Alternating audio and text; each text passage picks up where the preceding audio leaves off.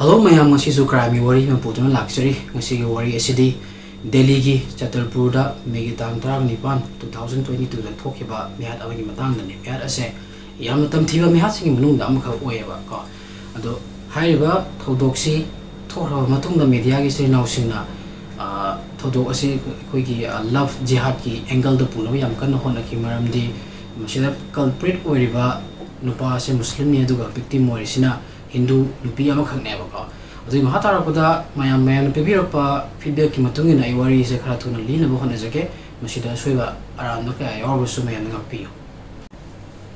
thodok ase aftaf shrada murder case haina policy hojikti mayam mori do mayon chalasi asida victim mori bana pi se ki maming Shraddha Walker haina kawi Shraddha Walker Maharashtra gi Palghar district ki basai hairo fam sidagini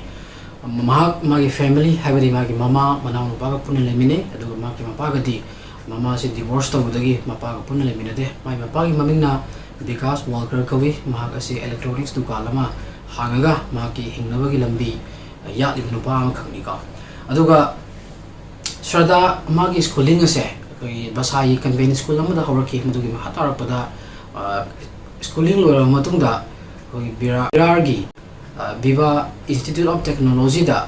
business management studies tam nabi da magto ma ming chalami adubu laibak thibadi ma haiba course sidagi drop out torame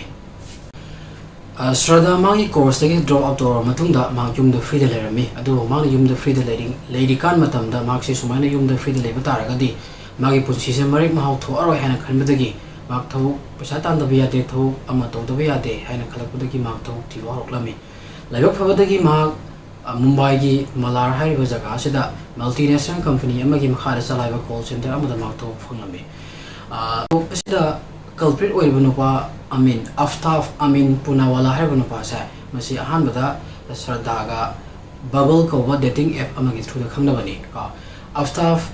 Punawala gi mapa se gi maming Punawala ko mag asi wholesale shoe supplier makhangni aduga Aftaf Haiba nupa se magi schooling shu basai San Francisco School dagi mahorki adu mahatabada magsu business management studies 2015 da Mumbai gi RS Maneja College dagi loisilaki aduga Altaf haiba nupa se environmentalist amasuni aduga magi Facebook ki post o magi social media gi posting ki magse LGBT community bu yam support to nupa amakhangi haibase khangi adu mahatarapada Masi yam thong thakpa hi pamba thong thakpa yam hai no pa ma khani masina marmo erga makse magi Instagram food blogging page am lai hai ba page gi through da magi haijaba magi skills ma thong thakpa gi masi video ga thagali aduga tongan ba afawwa koi hotel sin chatlaga food blog toraga review toraga sumain tawjang ma paisa ta laga lai ka aduga Shraddha magi family ga puna 2018 fautang basai da lerami dugi mahatarapada ma ka de lebage habdo makhata wari da khaminasi Shraddha amasung Aftaf bubble haiba dating apps dagi khangraba matungda mabani meet oina khangrabati moi workplace dagi ni ka laibona feridi mabani dating app ta khangraba matungda mabani se chak manaba office ka sa ina haijakhiba Mumbai Malar gi MNC company amagi makhada hangba call center se mabani punna thok tawnerami Soina mabani punna thok to minnabadagi mabani amaga awari toina sanama fange toina unare awanungai hangnare aduga amana amabu kanama habase masak munna khangnare ko soina tawduna mabani amana amabu munna masak khangnarapodagi mabani nungsi ipakta khongda minaba hawre odugi matam khara laiba matungda mabani na Mumbai haiyo mafam sidi yamna mafam si yam tangba ko every poche khudima chaba thapagi boiro rumbara boiro yam tangbrina Mabani paisa saving to nabui damakta mabani se room ama lawraga punna leminarsi haibagi wakhallondo khamnaraki udagi mabani ama to ani aminaraga room bhara ama lawraga Aftaf amadi Shraddha live in relation da laiba horaki mabani lairo matungda Shraddha magi mamada wari punna mak Aftaf ki matang da lirami masi taawda mamada yam nungairamde maramde Aftaf haiba nupa sidi atop relation gi mi oibanina macha nupi na toriba thabu ase yam lale habase mamana macha nupi sida hairami mamana Masanupi sida nawani relationship oiroi yam thuna nupa sigla thonaba hotno nawani punna lemina ganu haina mamani yam kanna thingma pirami mama gi athingma singa do Shraddha da changlamde mamana haiba wa puna mana kaklami sumaina tawduna mamana haiba wa se Sardana taraktabadagi Sardagi mama sina magi ex husband because Walker da masanupi matangda nasanupi se sumain tawre nupa atopa community gi nupa maga punna leminare ka amada hai aduga nasanupi sibu khara gyan talu babani relationship wi yaroi khara gyan talu haina mama na haibadagi because Walker na Sardada yam kanna gyan tahana ba khonnar me adu Sardana madu yawako boleramde sumaina yung manungdagi athingma kaya ama lakpadagi Sarda mayumdagi 2018 da maki maruyo pochai khara pek toraga matam chupagi waina ai no khoi punna leminararwai ai sai noi na chana train asidagi no ai gi na khoi mari puna maktat nare hairam laga magse matam chupagi waina aftaf ka live in the lainaba lakre Sarda amadi aftaf hojik mabani live in the laiba hore ko leiro matungda khoi gi ahong makaya ama lai Aftaf na Sarda bo ot nai ba fubu sei ba tobgi report kaya am phange ko madagi mahatar pada 2020 gi December gi date 3 06 ki marakta Sarda wo yeng khiba doctor mai matungina internal injuries na maram moiraga Sarda se basai gi hospital amada min humni hospitalized tor lei khiba mudusu Aftaf na fu se ba tawdagi ni ko ti matungda amu Sarda gi mamanabi singi through dagi Aftaf na fu chai bagi mamaida mangsamda sokpagi photo kaya mas u fangi aduga nongusu mo Aftaf na Sarda sa yam tina fu dagi amadi mai mangsamda khoi khutna chekhat ba tare na ko man to dagi masi yam chi bagi changda ko khoi ngaksamda chappa thamna mai to dagi Sarda na magi yam luna tina mamana ba ma Rahul Rai ka bunu pa se kauraga police station chalaga khoi Aftaf ki mayokta Aftaf ki mayok sida case ama file tawnaba tawrami adubu police na fasana counseling pira fasana gyan tahalaga ma se mutharakhi ba ko sumayan tawduna Sarda wa Aftaf na yam otpi na biba taw taraga su Sarda na Aftaf se yam nusibadagi mabani Sarda na Aftaf si uthalo ga sate mabani punna lemine ba ko matam gara hogre sumaina babani long hongdong bu tawrasi aduga anuba chapter ma punsi ke no chapter ma da hingasi hana babani khandarwa matungda babani se Mumbai thalo bu tarami aduga May gi April gi last week aduga May gi na first week oidini ko sigi marakta Aftaf amadi Sarda Mumbai thado amaga Delhi da lagami moyen Delhi da lakma matamda ahan bada Pahargans ki hotel amda leiro matungda moi friend amagi through da Satarpur gi jaga amda moise rent lawraga leirami Satarpur haiba jaga se mayam ain hojik luxury mafam sidagi yam lakpa mafam natte kilometer ahong mari gumani mafam sigi rent yam hong bani aduga hojik north east adum khara leiba horabani dukan ke ga su leiba horega sumaina babani Delhi da la matung su la matung me gi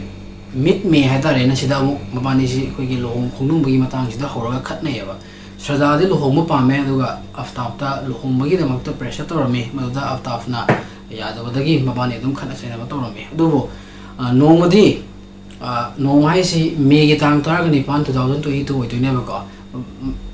masigi numi sida mabani khatnarme ba ko khatna matamda khanari sina kaigina ha matamda yumgi expenses ki matang da paisa nusa yam sangakpa paisa phangakta ba ko matamda di Sarda thawuk tawde Aftaf thawuk tawde ba sigi matang sida khanabadagi Aftaf na Sarda gi mang samse chekhatlaga hatlame ba hatlaba matungda magi body se washroom na thamami aduga mana Sarda gi body si kamaina dispose tawgani na khanamatam na hana already American series sama ko adu yengami adugi pot adugi toriba crime toro matungda body dispose tawgi mo na tawno mana plan si yalambi madugi damakta nongalaga Aftaf na market tagi thang nungdang aduga 300 liter gi free sama leire aduga magsi chef oibnina koi yan ba kappa ko si yam expert oibnina man Sarda gi body se 35 pieces kakthtlaga koi polythene da piece oina ko polythene khara da habdi amada na da polythene tara mukun muksida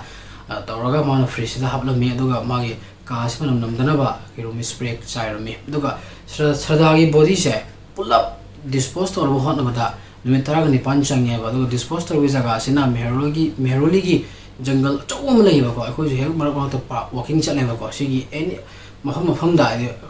mi no sa khang da na ba no mana jaga ma da no mana jaga ma da sumain to da hundo me ba ko aduga after pi koi da yana tam thi ba character ma hai ta ga di ko sarda ji Hatlaba Matung da mangon da kaim da regret laite mangon no ai to ba laite ko adum fa di lai da na mana mai ka sida ma Hatlaba Matung da no ti nupi se khoi different tara hen by report matung ina ko nuti gi por aga mak sida yumban min gi mari thamdana mak sida maza amada mak se leiramme ba ko sumaina moi lakamatam da nupi singi lakamatam da sarda gi body se freeze ya adu yam ngai bi nupi singi lakamatam da ko mai ka se sumain to nupi ma heart ki do freeze ga body thammi ga ha ba se kaim da nupi singna khangba gi kaim nei te ba ko adu ga mana Hatlaba Matung sida magi chawa thokpagi mong sin kamai to ha matamda magi chana mase zomato dagi order toraga sarda yauri freeze sida hapsilaga mose lau tho sa duine ba mangon da sarda hat khibagi regret to ba noi ta ba aduga mi ma hat khibagi masada aki ba phawa peni oiba kaim nei te par normally ma lai si ko ma Hatlaba Matung da ma ka su sin da mirror oina da magi room da lai ko masini ma yam tam thiba character ma hai tar ga di adubu ma ha sir ha ba se kanam da khang de ba adi sarda suma yung munung mi paw hong to bin na sarda sir ha se kanam khang de adu laibak thi ba di kamai to ya ma tam da patam khara gi matung da sarda gi mama na bi mana sarda gi manau pa si da noi che gi phone number se tha ni hele phone chat ta ba ai dum try to phone chat te paw su phau na de noi di phau na ra ha na ko patam da moi imung gi missing to realize to re ba ai ba di han sarda se kamai ni hingi kai da lei hai ba se mogi imungi mina khangami se kamana ma tum magi social media gi through the gine ba magi Facebook Instagram WhatsApp to mana thagap the photo WhatsApp status mayam sidagi moina khamanga mine ba adu moi su realize to re ba magi mana bisina soina tha ani hele su sok to wa paw horok to ba ha ko dagi moi su tha ani hangani hinglo da sadagi any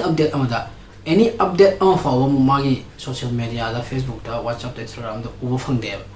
dagi moi mi sin je khanaraga sadagi mapa bekas walker na manak nakpa Mumbai police station ama chatlaga masan pi missing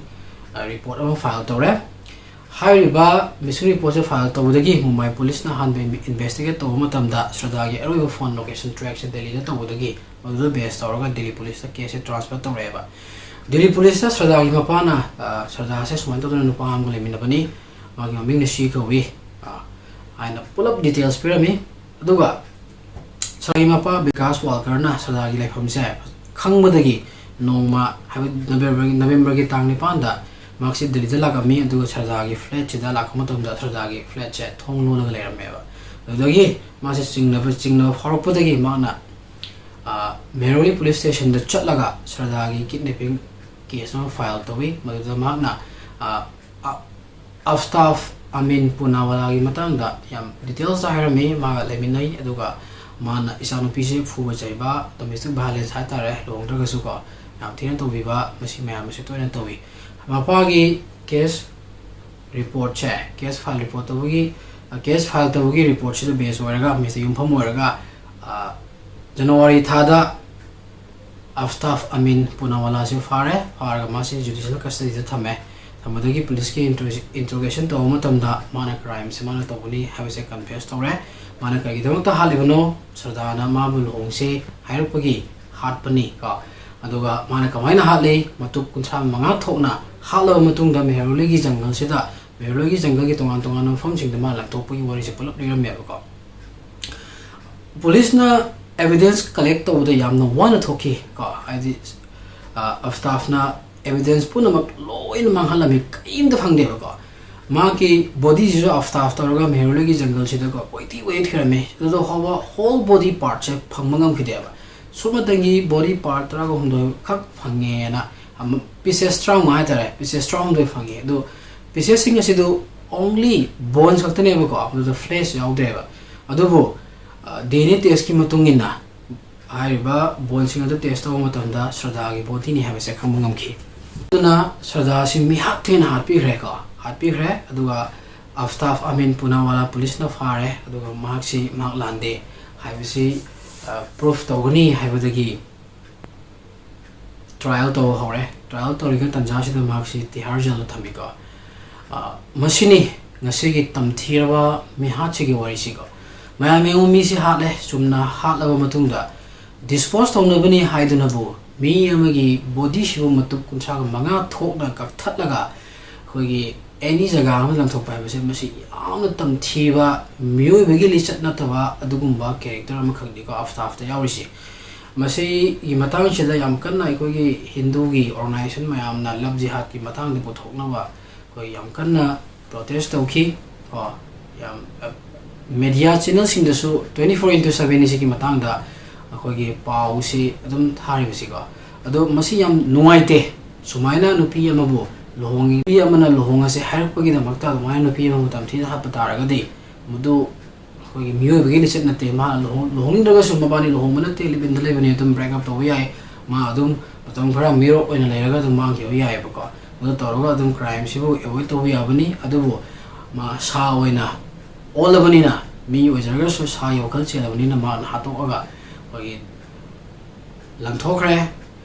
Machine Yam popular over crying on McCartney, God, my am eyeing a sea what he say, Haratuna Elizabeth, machine that swimming around Maka, I was my Mapiu, Mahata, where to them Puzarke, my am, thank you, my significant solutions again.